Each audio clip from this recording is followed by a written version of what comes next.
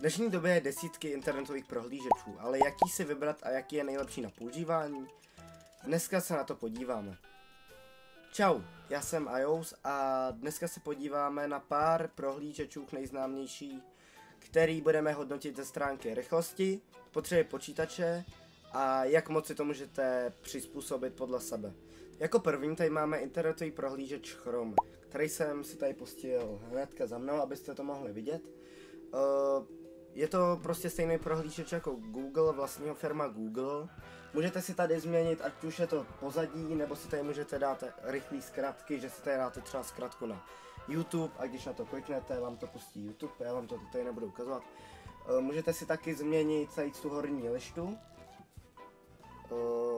na jakou barvu chcete. A jsou tady různý doplňky do tohoto prohlížeče, který si sem můžete dát, aby vám to mnohem víc vyhovovalo. Já jsem sám Chrome dost dlouho používal, až do nedávna, protože jsem objevil mnohem lepší prohlížeče, který mají mnohem víc funkcí. Protože tenhle prohlížeč, sice si můžete do tohoto prohlížeče přidat třeba blokovač reklam nebo VPN-ku, ale ty blokovače reklam většinou nefungují a když už jo, tak jsou placený, anebo ty VPNky taky nejsou nic moc. A jinak tenhle prohlížeč, ten Chrome moc věcí nenabízí. A proto tento prohlížeč zařazuji do B tieru. Nejlepší tier je S, nejhorší D, vy to teď vidíte na obrazovce. Já ho tady teda zařazuji do B tieru, protože nemá to tolik vystavených funkcí, jako mají ostatní prohlížeče, na který se dneska podíváme.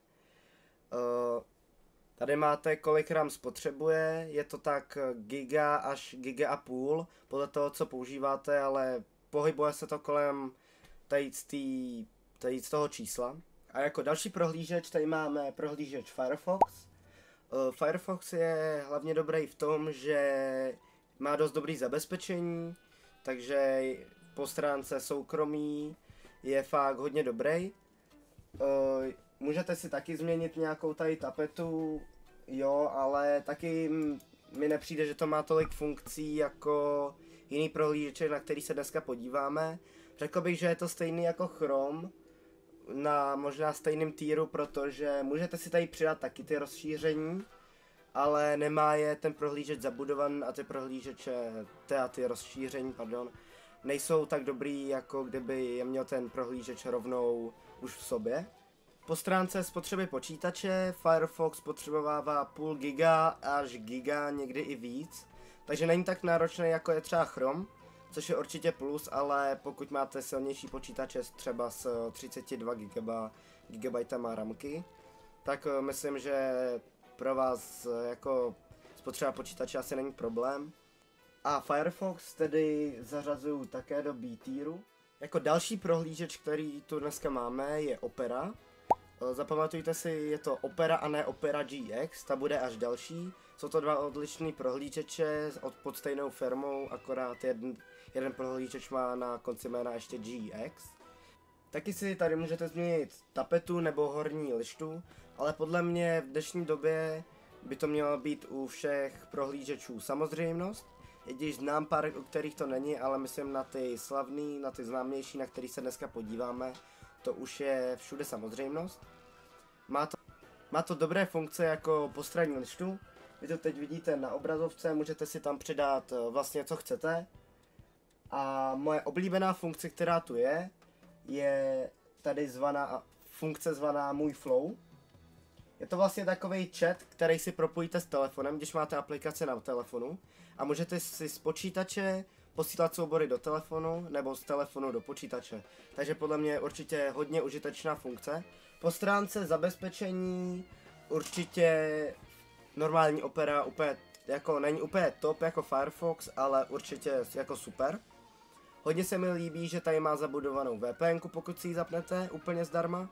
A nebo tady má dokonce blokování reklam zabudovan zdarma, takže to je úplně boží a to blokování reklam funguje taky úplně super. Jinak má to tady taky nějaký ty zkratky na hlavní tady ploše. Po stránce spotřeby počítače zátěží využívá 1 GB až 1,5 GB ramky, což bych řekl, že je možná stejný jako Chrome, ale máte tady mnohem víc funkcí, na který jsem přišel až nedávno, že tento prohlížeč má a proto jsem ho začal používat. K tomu prohlížeči dávám S-tier, což je nejlepší tier, který můžete dát, takže já to tam rovnou dám. A my se rovnou přesuneme na další prohlížeč. Jako další prohlížeč tady máme Microsoft Edge. No nevím, co k tomu dodat, většina lidí ho prostě nemá ráda. Můžete si tady zase opět změnit tapetu, tu horní lištu barvu. Co mi tady vadí, jsou tady ty zprávy dole, který z nějakého důvodu se mi nepodařilo vypnout. Hledal jsem nastavení úplně všude, kde jsem mohl. Máte tady zase nějaký ty zkratky. Dobrá funkce, která tady tenhle prohlížeč asi jedinou má, je tady ten Microsoft Copilot. To je prostě něco jako ChatGPT, ale od Microsoftu. Nemůžete si tady přidat ani žádné rozšíření, takže asi žádná VPNka tady nebudete mít, ani žádnou blokování reklam. Tak jedna věc, která mi strašně vadí, když postavím počítač, tak je tam vždycky tenhle prohlížeč. A když se ho snažím vymazat, tak to je nemožný. To musím potvrdit tolik oken, že ho chci vymazat, no hrozný. Po stránce spotřeby počítače je to giga až giga a půl, stejný jako Chrome, myslím, stejný jako Opera, takže taky není to úplně nejhorší, ale vzhledem k tomu, že tenhle prohlížeč nemá co nabídnout, tak tomu dávám C tier, což je předposlední nejhorší. A my se můžeme rovnou vrhnout na další prohlížeč. Jako další prohlížeč tady máme Yandex, nebo jak se to čte, omlouvám se, kdybych to četl špatně.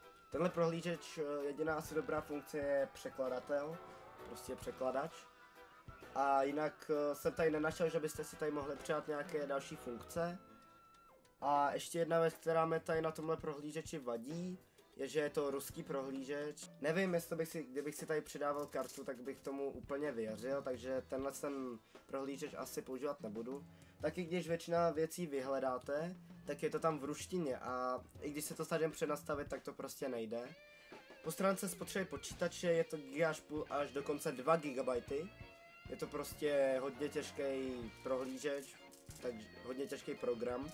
Takže je to nejnáročnější prohlížeč, který tady dneska budeme mít. A proto si myslím, že tady nemá moc přizpůsobení.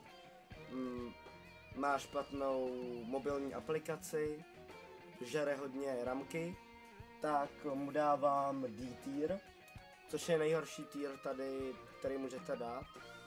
Jako další prohlížeč tady máme Opera GX, ne Opera GX, to jsem vám říkal, ať si zapamatujete. Propaguje se to jako vyhledávač pro gamery. Proč to takhle říkám? Protože moc to pro gamery není. Jsou tady možná nějaký hustý barvičky, nějaký prostě efekty, ale podle mě je to horší než normální Opera. Jsou tady stejné funkce jako ten můj Flow, že máte v mobilní aplikaci, si můžete posílat soubory, má to taky tu postranní lištu, ale pro mě je to až moc přeefektovaný. Přijde mi, že je to už prostě moc. Můžete si tady přidat nějaké módy, nebo co to je, tak se to jmenuje. A vůbec nevím, co to dělá, asi to bude u nějaký přídavky zase rozšíření do tohle prohlížeče. Prostě mi to přijde až moc, nevím, pokud vy to máte rádi, tak to mějte rádi. Žere to ramky stejně jako normální Opera, giga až giga a půl ramky, takže nic hroznýho. A proto tady s tomu prohlížeči dávám A tier, což je skoro ten nejlepší, ale já bych ho teda nejradši dal ještě níž, ale zase si říkám, že má to stejné funkce jako normální Opera, akorát to má ty efekty, no. Nějakým lidem se to líbí, nějakým ne, takže já to dávám do A tieru. Jako další prohlížeč tady máme Brave. Nelekněte si, že tady svítí na vás tady ta obrazovka, tohle na vás bude taky svítit, když si to stáhnete. Já nevím, co tady s tomu prohlížeči dodat, prostě VPNku to má placenou, takže tu asi nebudete mít zdarma, ani žádný jako doplňky si tam nemůžete přidat, takže ani jinou VPNku. Nemá to žádný blokování reklam a tahle domovská obrazovka můžete si změnit zase pozadí, nějaký tady ty věci, ale prostě nejde tady to skoro vůbec, tady to nechápu, co je. To můžete teda schovat, tady ty statistiky, jak teďka vidíte. ale nevím, co to je, co k tomu říct, prostě je hrozný, no. Zabírá to ramky, no stejně asi tak jako Chrome, takže giga až giga a půl, takže nic hroznýho, ale podle mě prostě moc si tady toho nenastavíte podle sebe. A proto tady jsou prohlížeči dávám C tier, není tak jako, možná je tam víc funkcí než Yandex, nebo jak se to čte, znovu se omlouvám, ale prostě nejradši bych ho dal i na D tier, jo. Prostě nemá tolik funkcí, mobilní aplikace taky nic moc. A to je vše z toho videa. Tady máte fotku téhle tabulky, co jsme tady společně vytvořili. A chci vám poděkovat za minulý video, který dost jako jste mě podpořili, vypadalo, že se vám to líbí. Takže já budu tvořit dál, jestli se vám to líbí. Napište mi klidně do komentářů, jaký byste chtěli dál video, jestli byste chtěli zase nějaký takovýhle informativní, nebo nějaký prostě challenge, pranky, já nevím, co všechno můžeme dávat, co se dává, co můžeme vymyslet tady. A budu moc rád, když zvážíte odběr, můžete to kdekoliv zrušit, i like, aby se tady to video víc doporučilo. A vidíme se zase u jiného videa, tak čau.